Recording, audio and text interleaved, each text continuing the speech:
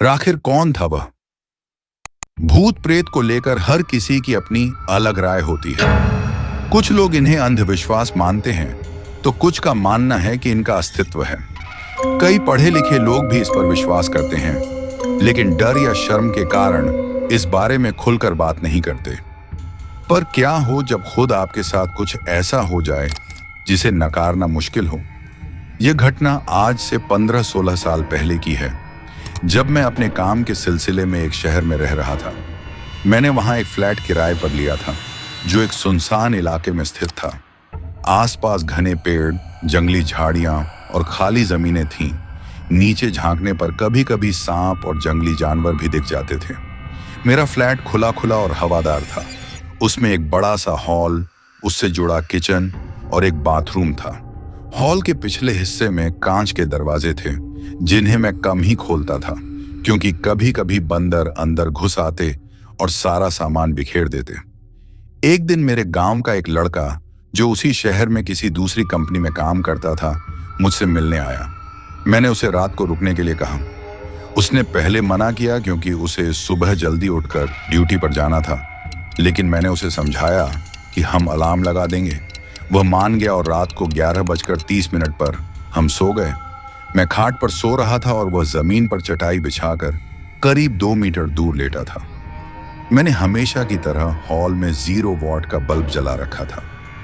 रात के करीब 2 बजे मेरी आंख अचानक खुल गई। मैंने देखा कि एक आदमी किचन का दरवाजा खोलकर अंदर जा रहा था।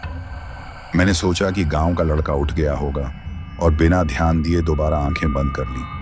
लेकिन तभी किचन का दरवाजा दोबारा खुला और वही आदमी बाथरूम में चला गया। अब मुझे थोड़ा गुस्सा आया। मैंने सोचा, ये इतना जल्दी क्यों उठ गया? मैंने घड़ी देखी, अभी तो 3 भी नहीं बजे थे। गुस्से में मैंने गांव के लड़के की तरफ देखा और उसे झिड़कते हुए कहा, अभी से उठकर खटर पटर शुरू कर दी? लेकिन जैसे ही मैंने देखा, वह लड़का तो गहरी नींद में सो रहा था। अब मेरे रोंगटे खड़े हो गए। मैं घबराकर खाट से उठा और तुरंत उसे जगाया। उसने आंखें मलते हुए पूछा, क्या हुआ? मैंने उससे पूछा, तू अभी 2-3 मिनट पहले उठा था? उसने कहा, नहीं, मैं तो अभी तक सो रहा था। अब मैं पूरी तरह डर चुका था। मैंने हिम्मत करके ट्यूबलाइट जला दी।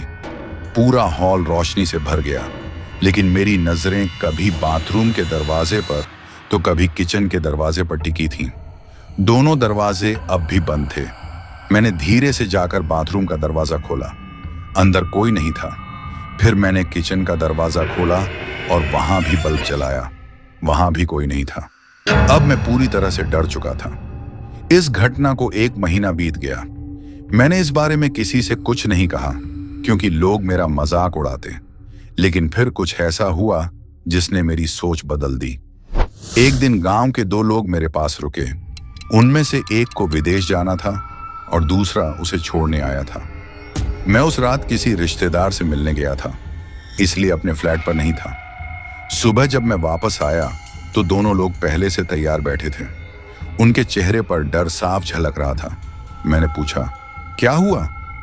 वे बोले, हम यहां और एक रात नहीं रुक सकते? मैंने पूछा, पर क्यों?